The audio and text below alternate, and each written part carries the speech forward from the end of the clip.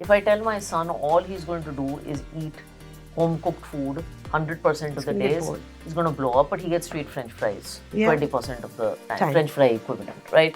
And I think that's true of what's true of diets is true of investing. So have an 80-20 framework. 80% can be dal chawal, 20% can be experimentation, which is why I find the whole work week debate ridiculous, because everybody who makes a comment about it is a man. It drives me crazy. We have so many conversations about AI in this country. We don't have enough conversations about emotional intelligence, family intelligence, empathy at work. Multiple people have told me that people don't even earn index returns because they come in at the wrong time, they go out at the wrong time, they buy complicated. So you think timing is important? I think sticking to things is important. People don't wake up thinking, have I beaten the index today?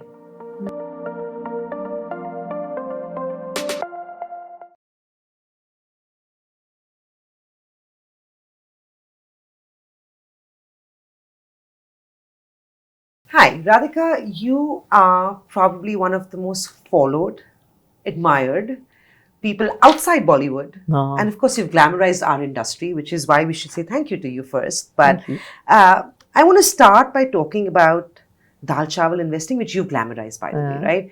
And the 5 minutes I had with you before this conversation clearly tells me you've got so much more to you than dal chawal investing. It doesn't sound like you at all. But given the kind of human being you are, and because we say investing has got so much of an emotion attached to it, do you not get tempted? Have you not got tempted to go try the pizza or go get a Carluccio's pizza, or even for that matter, just move beyond dal chawal? That is so not you. Actually, no, I have not got tempted. Maybe 5% of my life. But see, I always say that if you look at someone like me, I've worked half my investing career in India, half of it overseas. I have traded before I came to India every financial instrument. I mean, I started my career as a mortgage trader, okay? So in the UP bhasha, and I'm a UP girl, मैंने घाट घाट का financial पानी पिया है. And because I have done that, na, I've realized simplicity works for me. So while touching without not digesting other kinds of food, I realized that dal chawal works for me.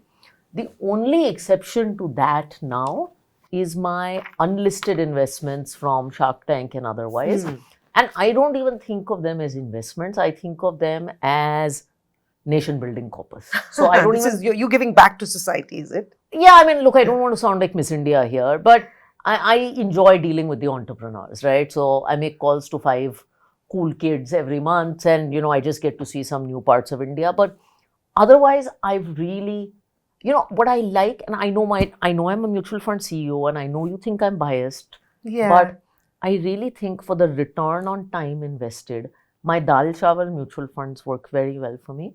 And the reason I've also not been tempted is because my life is very rich outside investing. So if this does my job, so you're not seeking excitement in the investment journey. No, I'm not seeking excitement in the investment journey. In fact, I run an investment business, and we run the business also in a very dal chawal way. So keep it boring. Yeah, because India gives you drama. Everything else around you gives you drama. So everything, this can be... So don't sensationalize it, and that's probably the best way to keep it, right? There are other ways to get sensation. No? Yeah, but Radhika, this is what I've been coming across recently, right? So I was in Bangalore yesterday, and you meet all these honkos, right? Startup founders, and they've all done really well for themselves. And now, when they've done that, they also believe they know more than they should in that sense, right? And everyone somewhere still seeks excitement. Yeah. It's the instinct to, I wanted to do more. I want to act even when I shouldn't act, because dal chawal is keeping it simple. It's the buy and hold, the same thing we say again and again. Brush your teeth twice a day, and that's all you need to do, morning and night, and keep it going, right? How do you deal with that? How do you deal with clients, investors, partners telling you that we need more? One is... Firstly, do you need more? You may have chosen dal chawal, but there are others who may not choose dal chawal. Look, I'm no one to judge, but I always tell at least lay investors, have an 80-20 framework, right? I mean, it's the same thing with food, right? If I tell my son all he's going to do is eat home cooked food 100% of the days, he's going to blow up, but he gets street French fries 20% of the time. French fry equivalent, right? And I think that's true of what's true of diets is true of investing. So have an 80-20 framework. 80% can be dal chawal, 20% can be experimentation. I told you my unlisted experimentation. The problem is, especially in bull markets, the experimentation portfolio becomes the core portfolio. So I always tell people that's the risk that you want to control against. And even when you're doing the experimentation, you gave the example of startup founders, people give me the example of unlisted.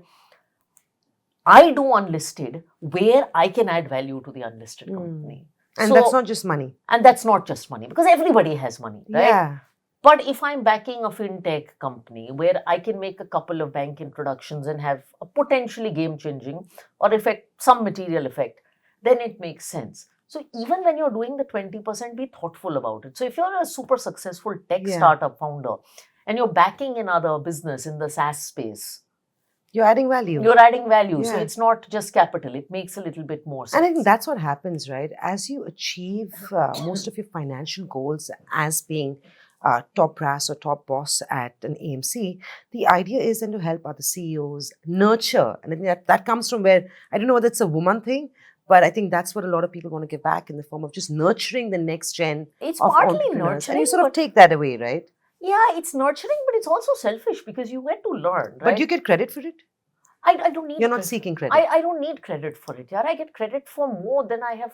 I genuinely get more credit than I deserve. But how is, actually, I want to break that conversation. How is this feeling of stardom? Because you didn't set out for this. You didn't go looking for this, right? I didn't go You were in a boring job, doing the boring stuff, going to work. You had no glam. I mean, you're very glamorous right now, but how does it feel to be a star? Because you are a star in so many ways. My friends still make fun of me because when I go to my college friends, they know me as the nerdy kid. You've seen like Kuch Kuch Hota Hai, the you first were the half Kajol, huh? I was the first half Kajol, right? Yeah. And that's playing basketball. Yeah, I mean, I didn't even have I was the Kajol without athletic that's abilities. Quite boring. Without Sounds athletic like or music ability. We groomed as we went along. Like the less pretty Deepika Padukone and Ye Jawani Hai Diwani ka first half, like the glasses wearing, like reserved, I don't want to talk to anyone. So this is all a surprise for people who know me very closely. And for you? It's a huge surprise for me. Yeah, but you love it? I don't know. I'm grateful for it. Yeah. I mean, finally, if people are the kind of letters people write to you, really, yeah. The pictures that they take you to, the random things that they send you, it's beautiful. It's amazing. So when you go to the airport, do you have people coming to get an autograph?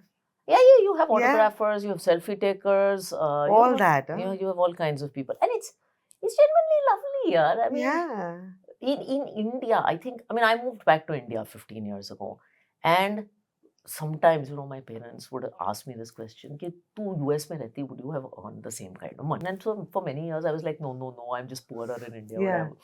Now my parents tell me, which is so cool, because they come to me at airports, they're like, you would have earned maybe the same amount of money, but the impact you can have, all this other stuff that happens, wouldn't have happened. And but there is so much of you, Radhika, because, while others also may have the impact, they shy away. They're not willing to lead from the front in many ways, right? And I think women do that a lot more than men. I think storytelling is super powerful, right? And maybe again, it's a woman thing, but I feel tremendously, maybe because we're such a minority, right? In corporate India, in most things, I was at an event before this where I swear I was the only person not dressed in black because everyone else was wearing suits. Yeah. And so because we're maybe that, when I hear stories, I get very inspired. When I see stories of women, whether it's Arundhati or, Indra Nooyi, who I've met, when I hear these stories, I get very inspired. So I think that by sharing those stories, maybe and you putting can inspire somebody. Yeah, you can and I get incredible amounts of stories. I have podcasts where people have written back to me, I think I should respect my wife a little bit more. Are you serious? Yeah. Because of what you said about maternity leave on that podcast. Now, that is cool. Yeah. So then but actually on that note, what did you say about maternity leave? And I also do think, while we don't talk about this often, but women can multitask, men cannot. And I see my husband freeze, right? Yeah. So I was in Bangalore yesterday for a bunch of meetings. The kids had to go to a birthday party. I was like, did you send a birthday gift? He's like, was I supposed to? I think they went to a birthday party. You should have thought about it. But just putting that in context, right? we can run a home, and I'm we sure can you do run a home everything. still. You still decide the menu. You're still nurturing the kids, even if Yeah. there are nannies at home and there are Yeah. drivers for pickup, but we still got to do the heavy lifting there. You are running a very large AMC in the country, and you're still doing this podcast. Yeah. And why maternity leave? You said, you alluded to that we don't need a maternity leave, or And I'm writing a book. Yeah. okay, this is controversial. Please tell me. Yeah, no. So I mean, we do all of it, and by the Yeah, way, and do which it is- well. which is why I find the whole work week debate ridiculous, because everybody who makes a comment about it is a man, because women are Doing generally anyway, working 24/7. Yeah, 120, 150 and we don't count the hours. and nobody makes debates about it. What I said about maternity, and I think unfortunately in our country some of the difficult conversations about getting pregnant, working, going back to work after pregnant, postpartum depression, all of the stuff that Is real.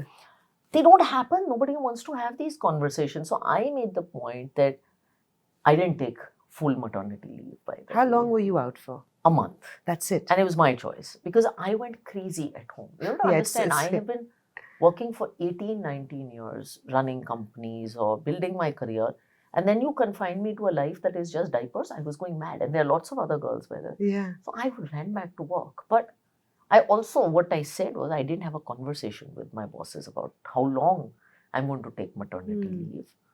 Because there is such inherent trust. And I don't think a woman needs 6 months of maternity leave. I think she needs 5 years of flexibility. That's what I said. Yeah. Because your kid doesn't grow up and say bye after 6 months. You need lifetimes of flexibility. Yeah. And I think the relationship between employer and woman should be based on that. So that was the point I made. But I just think those conversations need to be had. And I know the number of young women who come to me at airports or write me letters asking either what kind of guy they should marry or they're scared to have a family because they think it's not possible and it's the end of their career. And with Gen Z, this is more and more true. I mean, I was at a girls' night with girls from our office. Yeah. A kid. And I was doing another podcast yesterday with another Gen Z girl, and she's like, one day I'm going to be on your side where like my life is going to be over because I'm going to have to manage the food that gets cooked and the kid and the social calendar of the kid and my work, and like your side sounds really scary. And I'm like, my side should not sound that scary. No, but on that note, and I don't know whether you'd agree. So, when you said you came back to work in a month, was there any part of you insecure? No, never. You came back because you missed it. And you missed the madness and the action.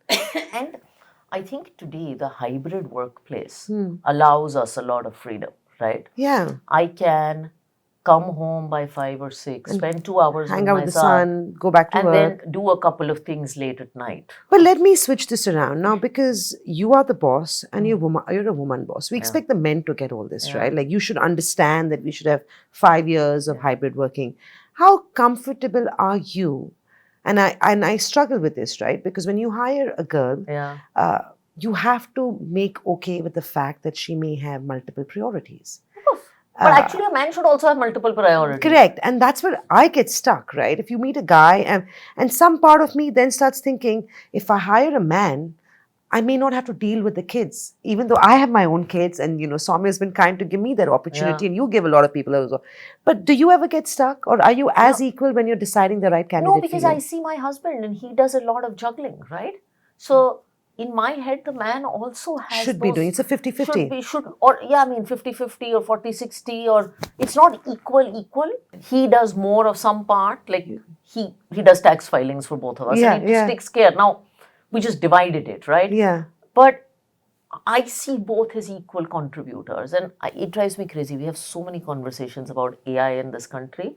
We don't have enough conversations about emotional intelligence, family intelligence, empathy at work. So which is what I want to talk to you about, and I'll come to that in a minute. I don't see that. So I'm going to go back into the financial piece for a minute. And you talked about how keeping it simple is so important. Yeah.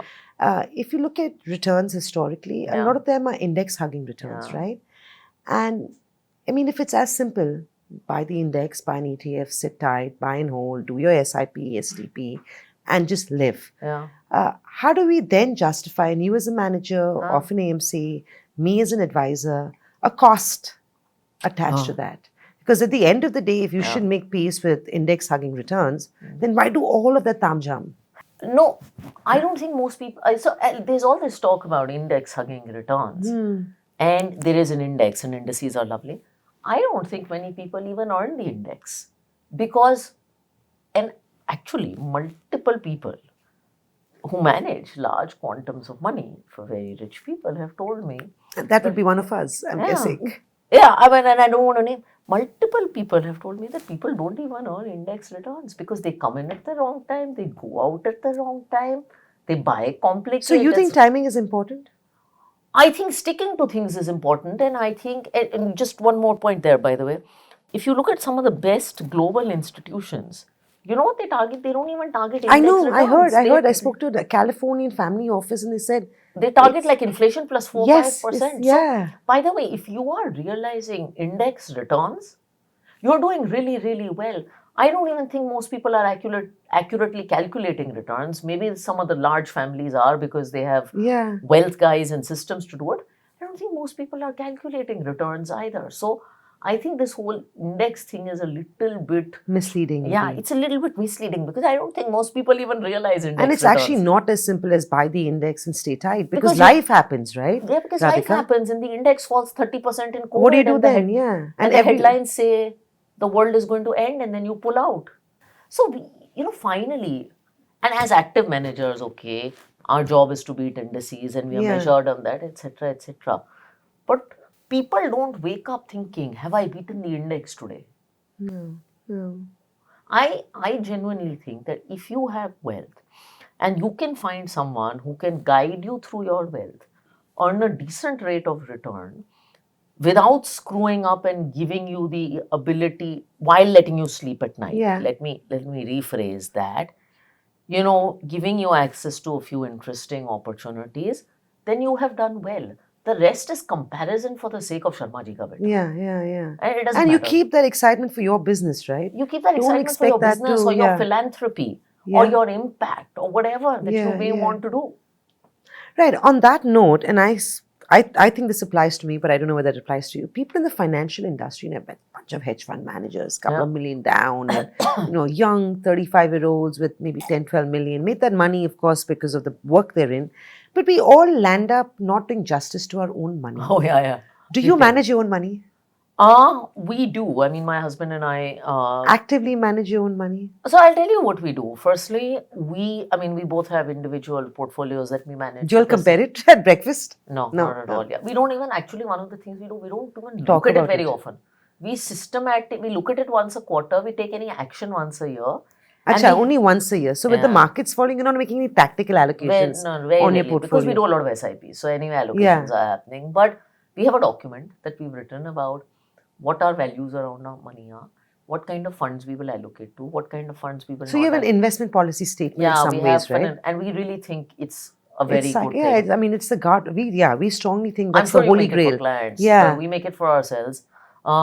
We don't honestly have anyone externally manage money, not because people are not competent, but because with my profession, you already know too much. That's the problem. No, so much of my money has to go into Edelweiss Mutual Fund or is extremely restricted in terms of what I can do in compliance that I don't want to impose that on someone else. So that's the only reason. But isn't that sort of a double-edged sword? Because then you've got concentrated risk. I do, and it's par for the course. It's par for the course, and finally, even within our own basket, there are enough products, enough things that we can do to diversify. So I don't feel that we run active funds, passive funds, equity funds, international funds.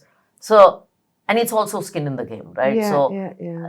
There's concentration risk, but I understand that risk because I know what's going on. So you did tell me that you do SIPs and you're very religious about that, right? Yeah. I don't know whether this is a fair question to ask. So would it be, are you saying then discipline matters more than active management? I think so. I've tried to do things actively, but genuinely, a large part of our income is salary and bonuses. Of course, ESOP is a separate component.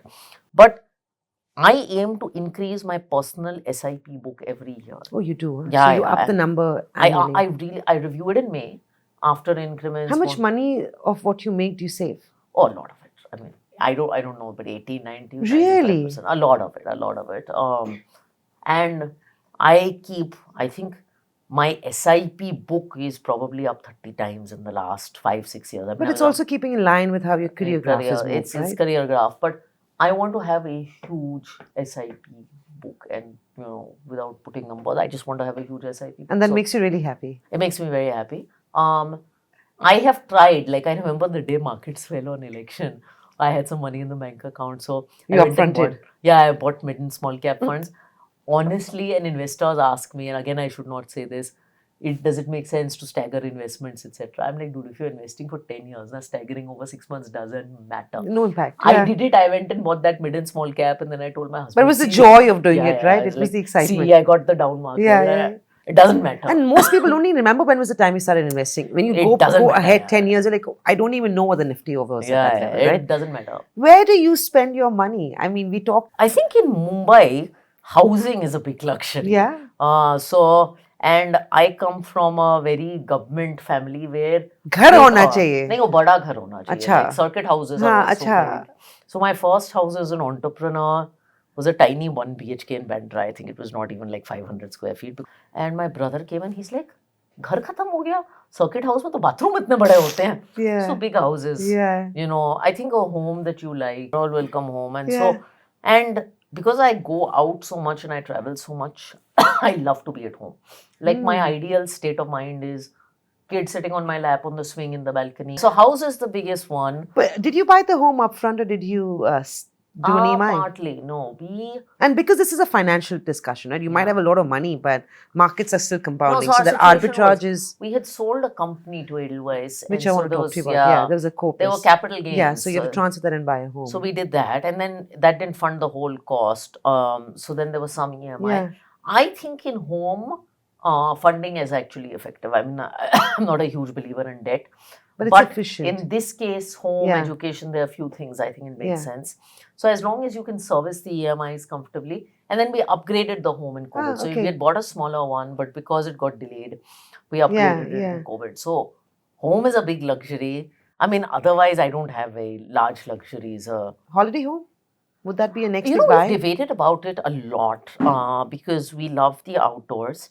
And then we've come to the conclusion that we are a nuclear family. So a lot of you, Yeah, so a lot of my friends who have joined families have these beautiful holiday homes in Lonavala and in Alibag. And every time I go, I'm envious. But I'm like, yaar, iski maintenance kaun karega? And when you have a joint family and there's someone from the family visiting the home every weekend or every few weekends, it gets maintained. You can have the staff.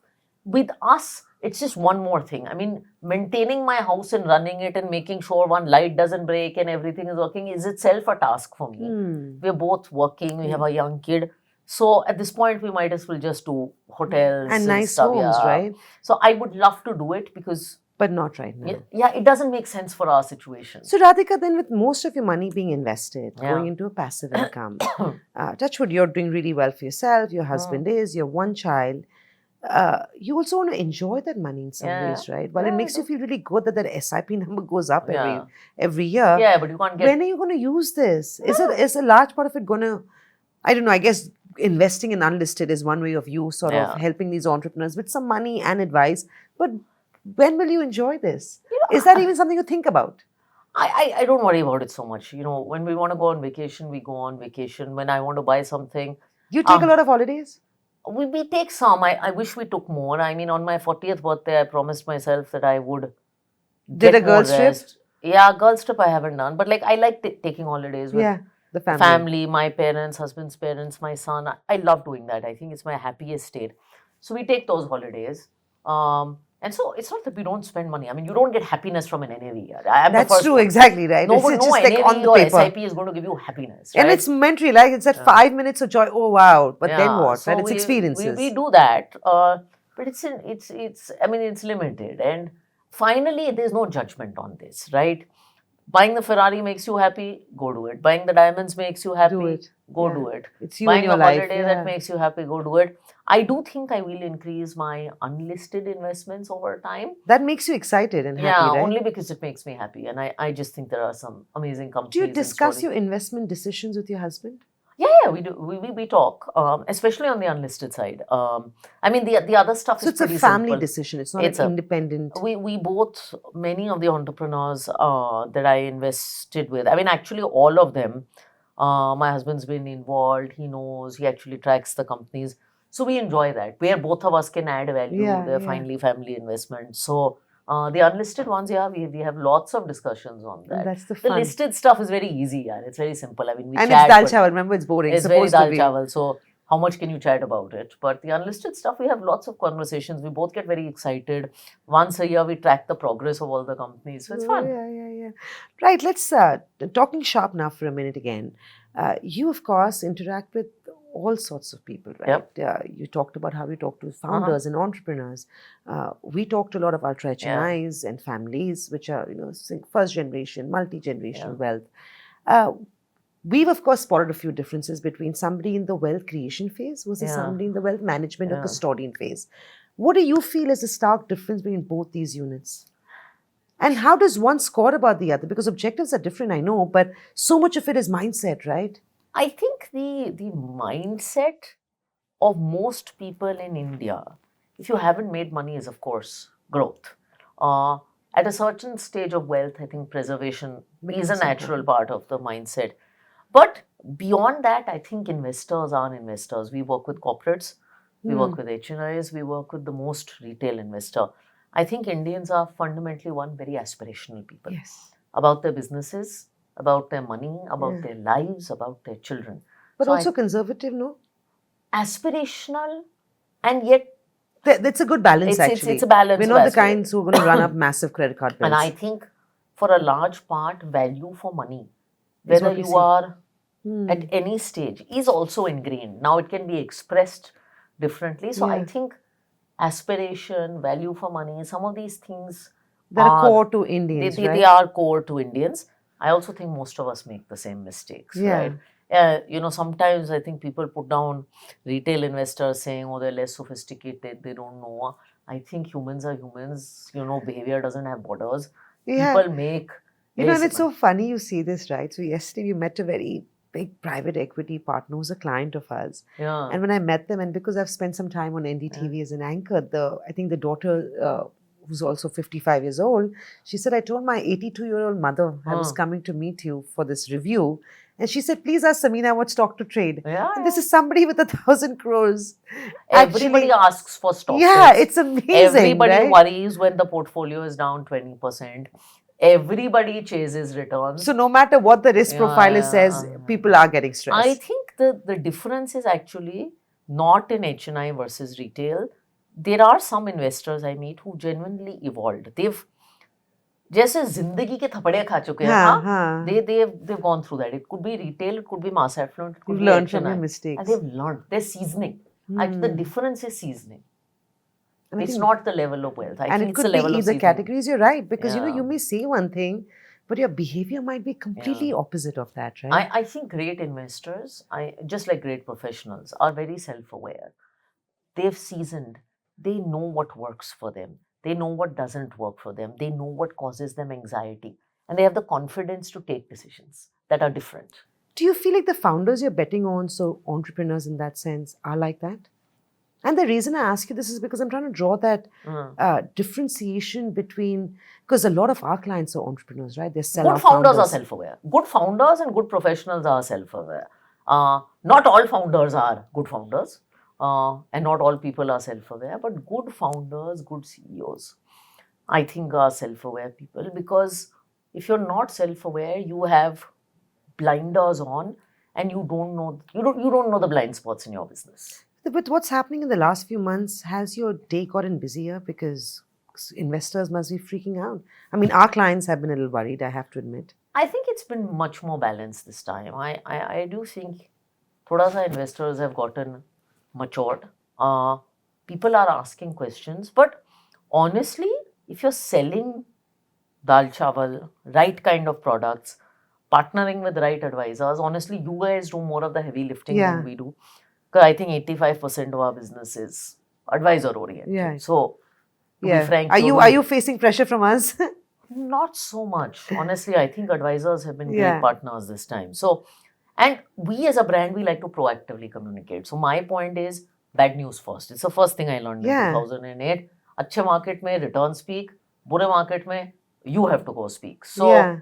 I think as long as you're proactive. I think as long as you're hand holding and just playing the role of just being there, we are okay, right? Now, 5-10% of the time, some dude at an airport will come and ask me, दीदी market क्यों गिर गया, मैं क्या करूं, like Okay, हमें पता होता तो हमें तो थोड़ी होते yeah, what if your fund में, I mean, I get some funny questions at airport, so that funniest question you've got at the airport. oh God, what happens if your fund manager feels demotivated? Oh because of God, the no! market? Are you serious? Yeah, you get some really funny ones. Right. Also, I want to talk about this, and I don't want to make this a woman conversation because I think that's a good starting point. Is not having things sexist, right? Yeah. Why does it have to be because you're a woman? Yeah. But I'm still going to ask you this just because anybody who succeeds and succeeds young. Yeah.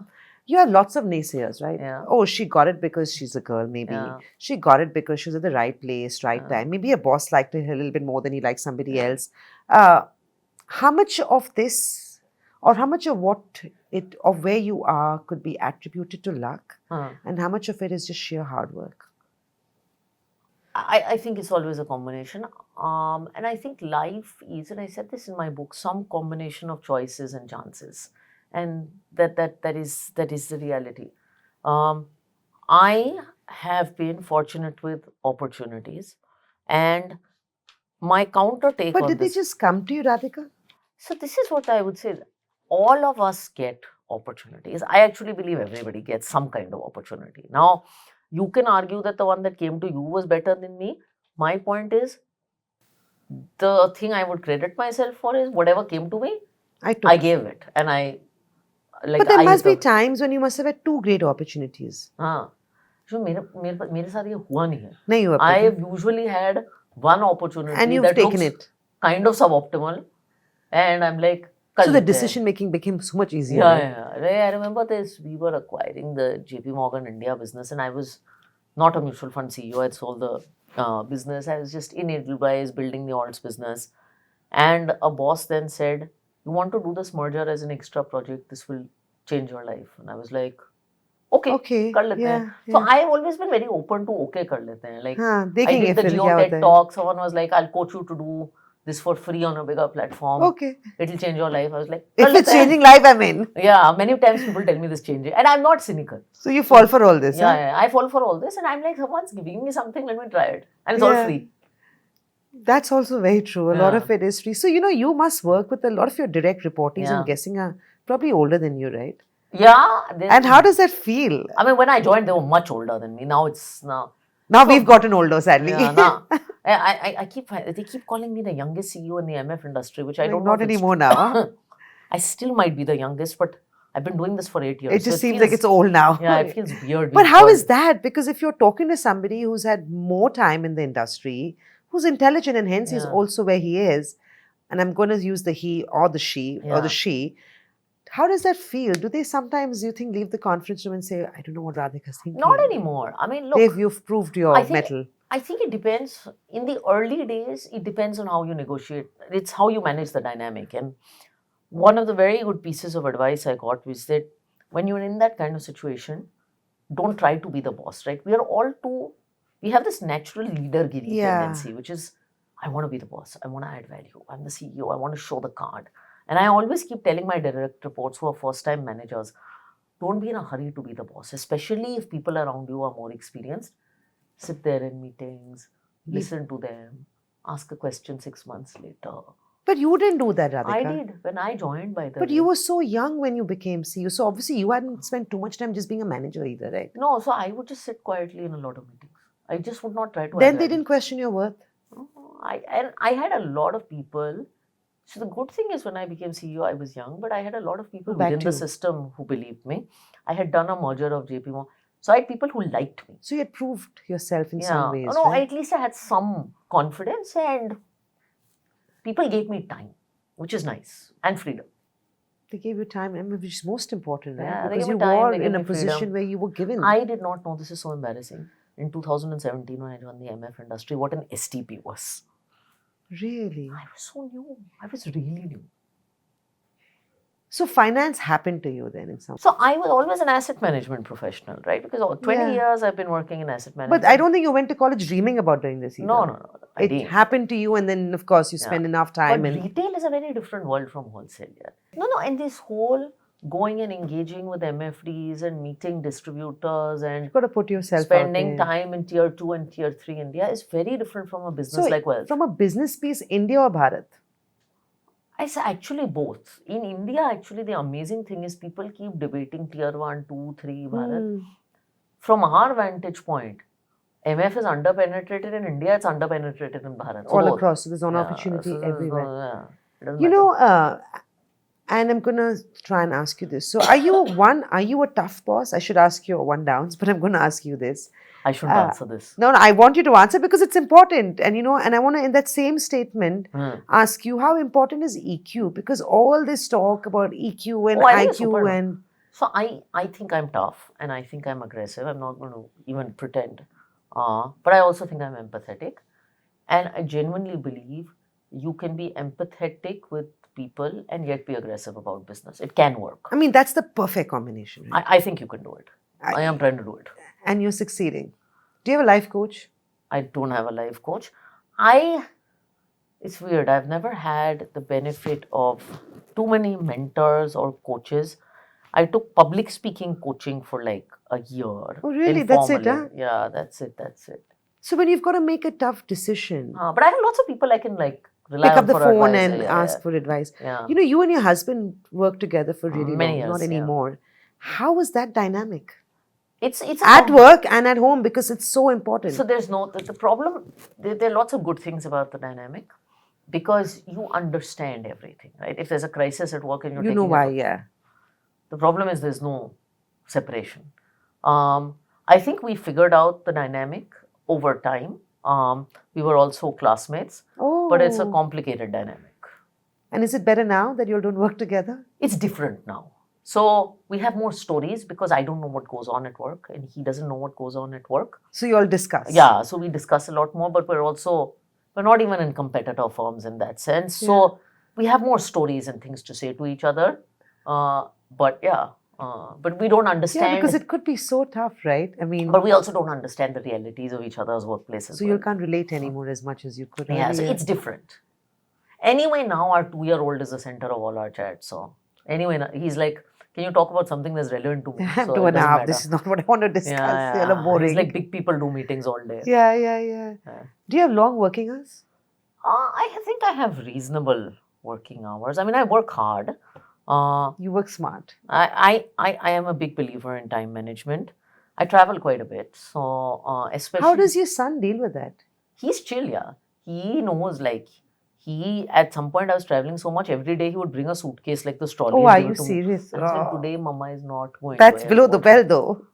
And sometimes he comes with me. Yeah. And my husband and I, we are calendar Nazis. So everything I have to do that's outstation travel has to be on the calendar. Everything he does. And there is no compromise on that. We argue on the dates. Yeah. On the calendar dates. And you can't do anything that's not calendar. So what is a typical day in your life? What time do you get started? See, what time do you wrap up? It depends on if I'm traveling or not. If I'm not traveling, then I'm in office by 9. I get home by 6. I spend 2-3 hours with my son because he sleeps at 8:39. And then I do some work. What about working out, going to the gym, going out for a drink, midweek dinner? None of that happens anymore. That's different. It's also a function of turning 40, but that's all. It doesn't happen. It doesn't, right? If you want to give time to your kid and work, it's difficult. Weekends are not work, mostly. Although sometimes I have to speak at events. And when I travel, the work hours are much longer.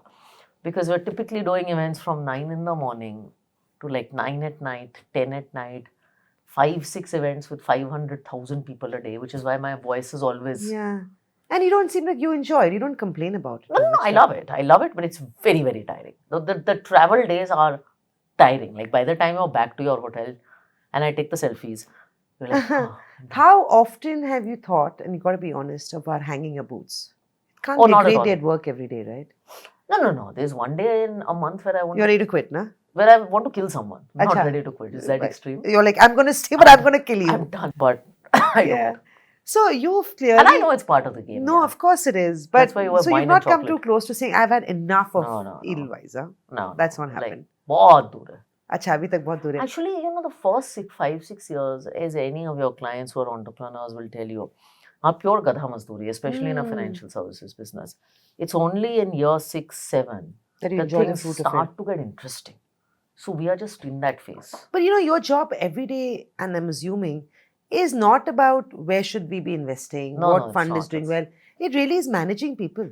It's a mix saying of no. It's a saying mix more of no than investments. yes. It's a mix of sales. So much operational stuff that happens. Yeah, then, right? there's market. There's lots. I mean, I oversee 15 departments, right? And they're all very dynamic.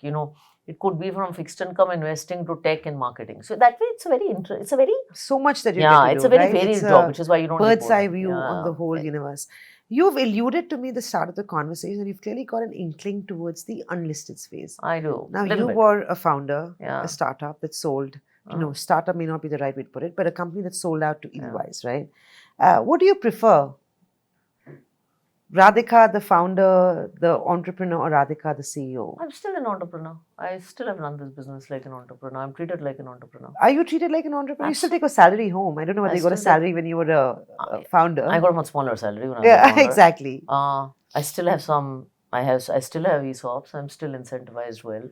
So I've never thought of myself. Do you ever see yourself building something outside the financial sector? Never say never, but... This is what you know best. This is what I know well, but never say never. Also, you are in so many ways achieved so much so young, right? Yeah. It has its merits, but there are also some downsides to that, right? You sort of peaked in so many ways, right? What drives you? I don't think I peaked. I mean, where from CEO of a large... Where next?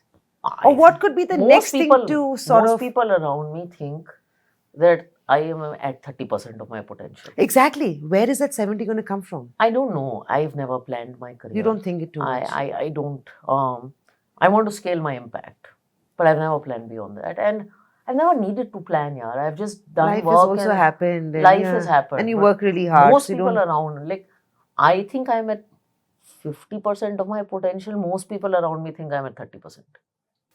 You think you're an overachiever? Yeah, I've always been an overachiever. So in a room, you've always been the and that drives you. Competitive? Yeah, I've always been competitive, openly competitive. And you're honest about it, which is what I like. Do you like money? No, I'm not competitive about money. In the early years? No. I was competitive about just doing good. I was never competitive about having the highest paid job. But you want to be the top in the class. Yeah. I was like, I have topper type tendencies. Acha, you're still that, huh? I have topper type tendencies. I'll play a game of Jenga with my classmates or you still want to win. It's not about money. It's just about winning. Excellence, yeah. So it's about winning. Yeah. No, more than winning, it's just excellence. It's just like giving it my best and doing well. Do you see your friends a lot? Less than I want to, but enough. We have lots of friends from college. All of us married each other. Oh wow! Oh, is that right? Huh? So it's a couple gang in that sense. It's a couple gang. We see each other less than I think we should.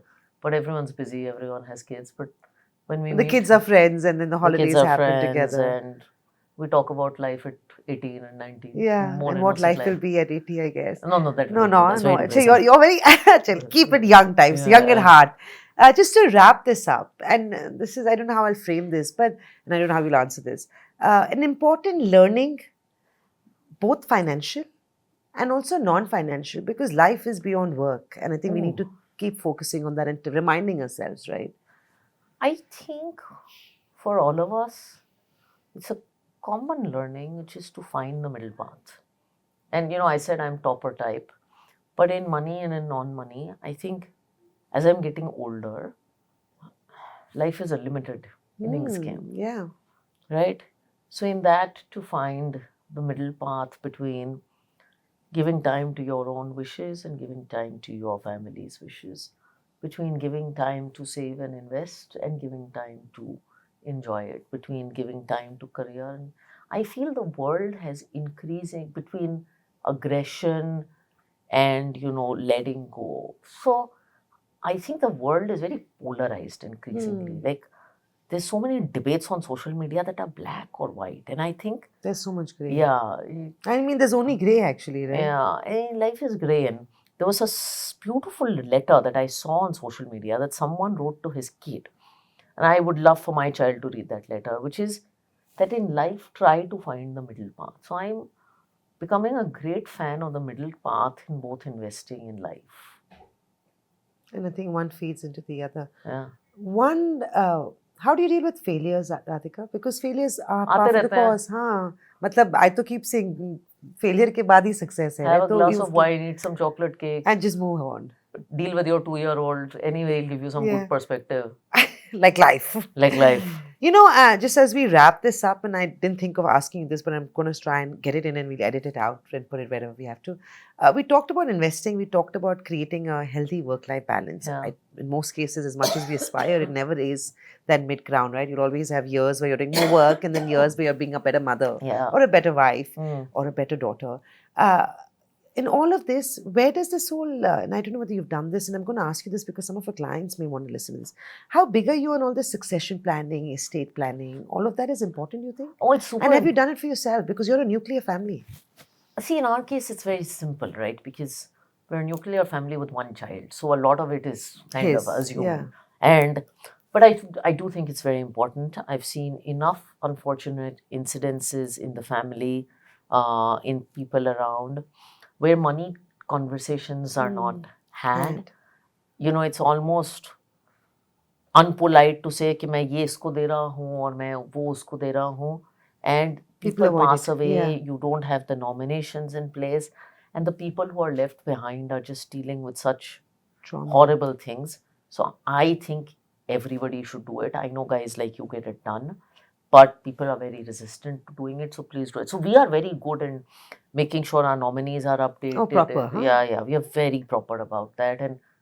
And that's important Please because do you it, have a young guys. child and you are young yourself and you still have this going, right? You know, people have kids with special needs. Life is It's real, it's real. yeah, these are complex things. So and there are solutions to these things also. So there are trusts, there are experts, there are lawyers. Just got to there are bite the bullet, advisors. right, in so many You ways. just got to have the courage to have the conversation. Right. Just one last question, which we'll have to plug in. Real estate or equity? I know you talked about having Outside of primary home equity. 100%. No wonder the holiday homes are coming. But thank you, Radhika. It was always good talking to you. This time in a different avatar. But thank you. You look great, by the way. Thank you. Thank you very much.